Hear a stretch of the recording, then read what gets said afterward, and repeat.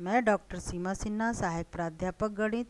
मैं आज इस वीडियो में एमएससी सेकेंड सेमेस्टर मैथमेटिक्स के कॉम्प्लेक्स एनालिसिस प्रश्न पत्र के एक topic gamma function and it's properties पर चर्चा करूंगी। सबसे पहले हम देख लेते हैं कुछ परिभाषाएं। हम लोगों ने पिछले वीडियो में देखा था कि वायस्टास फैक्टराइजेशन थ्योरम का स्टेटमेंट कहता है f z is equal to z to the power m e to the power g z infinite product n from 1 to infinite 1 minus z by zn exponential z by zn plus half z by zn whole square plus 1 upon pn z by zn to the power pn। इसकी मदद से हम यहाँ पर gamma function का construction करेंगे। हम देख लेते हैं गामा फंक्शन की परिभाषा क्या कहती है। Gamma z is equal to e to the power minus gamma z upon z product n from 1 to infinite 1 plus z by n to the power minus 1 e to the power z by n, जहाँ gamma Euler function है। Gamma z is well defined in whole complex plane except for z is equal to 0 minus 1 minus 2 etcetera which are simple poles of the function. Hence gamma z is meromorphic with this poles. Definition of meromorphic function भी देख लेते हैं। A function which has poles as its only singularities और a function f z which is analytic in a region d except for poles is called a meromorphic function in d. Pole की भी परिभाषा हम देख लें। If f z has a pole at z is equal to A then mod f z tends to infinite as z tends to a. कहने का मतलब ये है कि गामा जेड एक मेरोमॉर्फिक फंक्शन है जो कुछ पोल्स जैसे z is equal to 0 minus 1 minus 2 and so on जैसे सिंपल पोल्स को छोड़कर बाकी पूरे रीजन में वह एनालिटिक है। और पोल की परिभाषा हम लोगों को मालूम है कि पोल हम अगर किसी फंक्शन का पोल कहते हैं z is equal to a पर है तो mod of f z tends to infinite होगा as z tends to a. अब हम आ जाते हैं अपने गामा फंक्शन के कंस्ट्रक्शन पर। गामा फंक्शन चूँकि हम लोगों ने अभी देखा कि उसके जो पोल्स हैं वो प्राप्त होते हैं z is equal to 0 minus 1 minus 2 आदि पर, तो हम यहाँ पर इसी की मदद से एक फंक्शन इंट्रोड्यूस करते हैं g z is equal to infinite product n from 1 to infinite into 1 plus z by n e to the power minus z by n and g of minus z is equal to product n from 1 to infinite 1 minus z by n e to the power z by n. हम यहाँ पर Weierstrass factorization theorem की सहायता से ही z is equal to minus n पर यदि पोल प्राप्त होता है तो हम जी जेड का कंस्ट्रक्शन करते हैं और इसी जी जेड में z का मान माइनस जेड रख देते हैं तो हमें दूसरा वाला जी माइनस जेड प्राप्त हो जाता है। निश्चित रूप से जी माइनस जेड जो है वो पॉजिटिव ज़ीरो रखता है। अब हम कर देते हैं जी जेड और जी माइनस जेड का मल्टीप्लिकेशन जेड के मल्टीप्लिकेशन के साथ, तो हमें यहाँ पर मिल जाता है 1 प्लस जेड बाई और एन और 1 माइनस जेड बाई एन का जो प्रोडक्ट होगा 1 minus z square by n square दे देगा और infinite product n from 1 to infinite into z. और हम इसे बाद में सिद्ध करेंगे जब हम प्रॉपर्टीज़ डिस्कस करेंगे कि ये इक्वल होता है पाई अपॉन साइन पाई जेड के। ऊपर के ही स्टेटमेंट में एक में हम जी जेड में जेड की जगह पे रख देते हैं जेड माइनस 1, तो हमें मिलता है product n from 1 to infinite 1 plus z minus 1 upon n और e to the power minus z minus 1 upon n. G z minus 1 के जो जीरोज़ होंगे वो हमें प्राप्त होंगे 1 plus z minus 1 upon n is equal to 0 रखने पर, मतलब z is equal to 1 minus n जहाँ एन इज इक्वल टू 1 2 3। कहने का मतलब कि g z minus 1 has the same zeros as g z in addition a simple zero at the origin. मतलब हमें क्या क्या मिल जाता है, हमको वही जी जेड के जीरो मिलते हैं, लेकिन यहाँ पर जब आप एन का मान 1 रखेंगे तो हमें जेड इज इक्वल टू 0 भी एक सिंपल जीरो यहाँ पर मिल जाता है। अब हम आ जाते हैं g z minus 1। G z minus 1 is equal to हम क्या लिख सकते हैं z into e to the power gamma z into g z. क्यों लिख लिया हमने, क्योंकि हम देखे थे कि जी जेड माइनस 1 के जो जीरोज़ मिले थे उसमें अगर वो बराबर थे जेड इंटू जी जेड के जीरोज़ के। और हम लोगों ने एक थ्योरम पढ़ा है कि दो एंटायर फंक्शन का जो रेशियो होता है वो entire function e to the power gamma z के बराबर होता है। और यहाँ पर जी जेड माइनस के भी वही जीरोज़ हैं जो कि जी जेड और जेड के जीरोज़ हैं। तो हम यहाँ पर इन तीनों के multiplication Z e gamma z g Z को बराबर लिख लेते हैं जी जेड माइनस 1 के। और अब रख देते हैं हम लोग यहाँ पर जी जेड माइनस 1 और जी जेड की वैल्यू। तो हमें मिलता है product n from 1 to infinite z minus 1 plus n upon n into the power minus z minus 1 upon n is equal to z e gamma z pi n from 1 to infinite z plus n upon n e to the power minus z by n. यहाँ हम देखेंगे कि gamma z की value कैसी प्राप्त होती है, constant है या फिर वो वेरिएबल है। तो सबसे पहले हम ले लेते हैं दोनों साइड्स का लॉग। तो हमें मिल जाता है यहाँ पर प्रोडक्ट फंक्शन जो था वो समेसन में चेंज हो जाता है, क्योंकि हमें मालूम है लॉग एम इंटू एन होता है log m plus log n के बराबर। तो हमें मिलता है summation n from 1 to infinite log z minus 1 plus n minus log n minus exponential के पावर में है minus z minus 1 upon n. तो ये हमें दे देगा लॉग लेने पर जेड माइनस 1 अपॉन एन। उसी प्रकार से राइट हैंड साइड में हम देखेंगे तो हमें मिलता है log z plus gamma z plus यहाँ भी प्रोडक्ट फंक्शन जो था वो समेसन में बदल गया। तो हमें मिला summation log z plus n minus log n और माइनस जेड बाई एन। यहाँ पर हम लॉग एम बाई एन भी जानते हैं, log m minus log n के इक्वल होता है। इस सूत्र का भी उपयोग किया गया है। अब इसे हम डिफ्रेंशिएट कर देते हैं विथ रिस्पेक्ट टू जेड। तो हम देखते हैं ये मिलता है one up summation n from 1 to infinite 1 upon z minus 1 plus n minus 1 upon n. हमें मिल जाता है जेड माइनस 1 अपॉन एन का डिफ्रेंशिएशन और लॉग एन का डिफ्रेंशिएशन 0 मिलता है।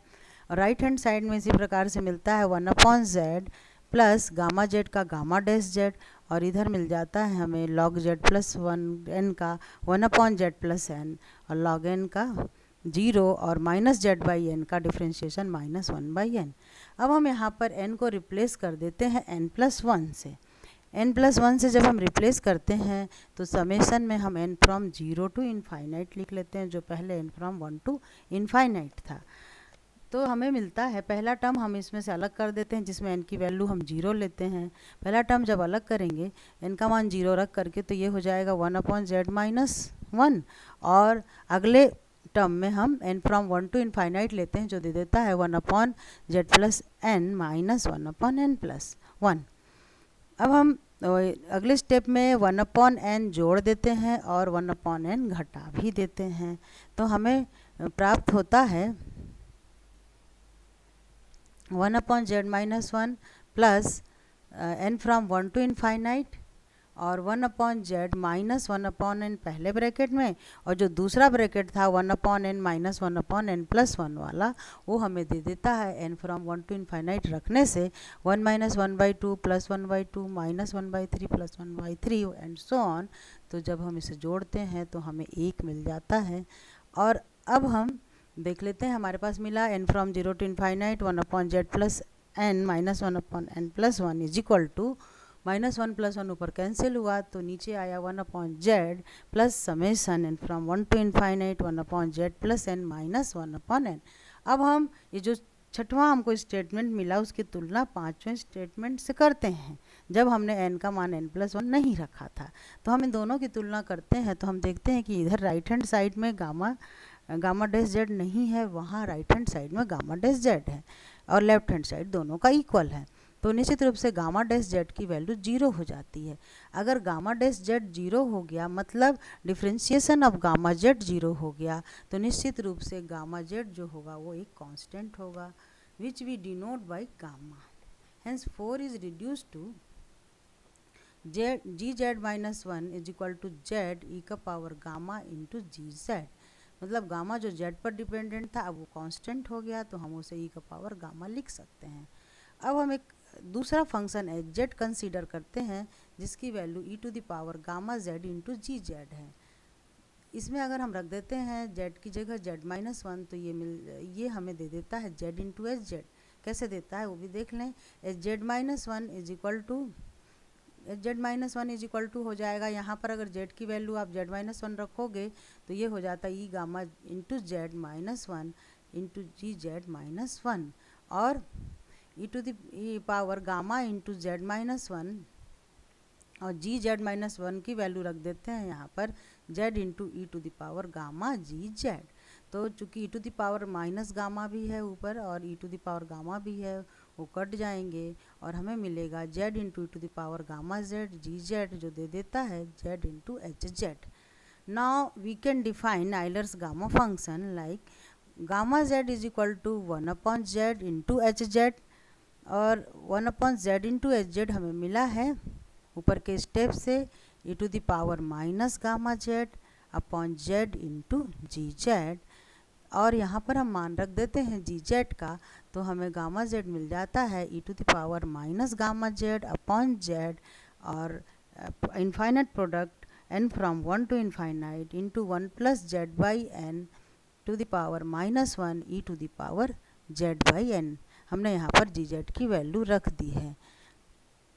तो निश्चित रूप से गामा जेड जो है वो वेल डिफाइन है पूरे प्लेन में, सिर्फ कौन से बिंदु नहीं होंगे इसमें जिस पर वो डिफाइन है, वो पोल्स होंगे उसके, और ये होगा z is equal to 0 -1 -2 and so on.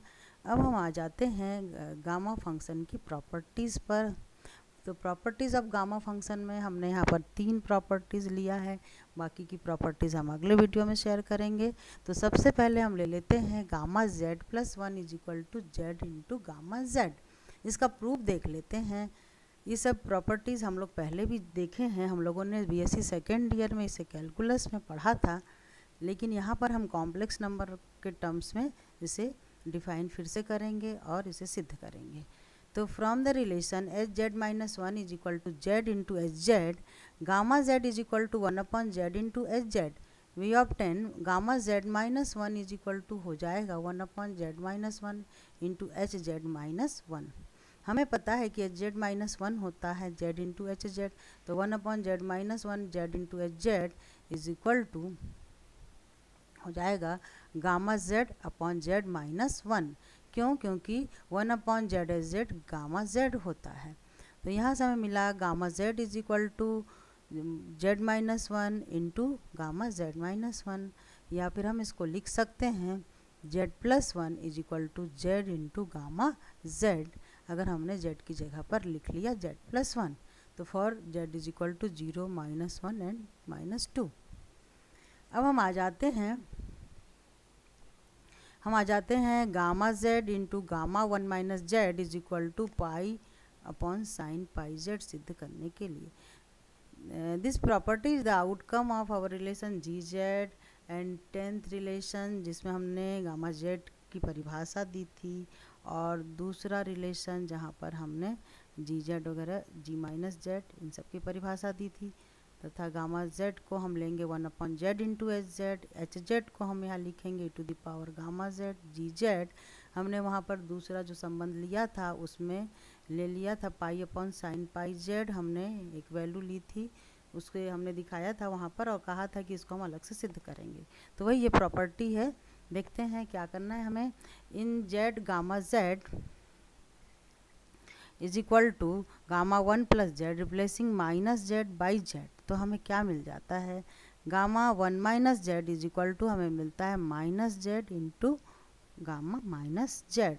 ऊपर के ही संबंध में अगर हम जेड की जगह पर माइनस जेड रख देते हैं तो हमें मिल जाता है इस तरीके से, और ये मिलता है gamma 1 minus z into gamma Z का दोनों तरफ मल्टीप्लिकेशन कर दिया, तो माइनस जेड पहले से है, गामा माइनस जेड की वैल्यू रखा, गामा जेड की वैल्यू रखा, और ये मिल जाता है हमें 1 z into e to the power minus gamma z g minus z, और इधर भी मिल जाता है e to the power gamma z into g Z.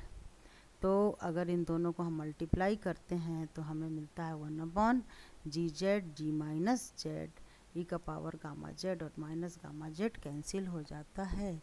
अब हमें मिला z into g z g minus z is equal to z product n from 1 to infinite 1 minus z square by n square, जो sine pi z upon pi की वैल्यू होती है। क्योंकि हमें पता है कि साइन जेड के जो जीरोज़ होते हैं वो जेड इज इक्वल टू 0 और +- एन पाई पर होते हैं।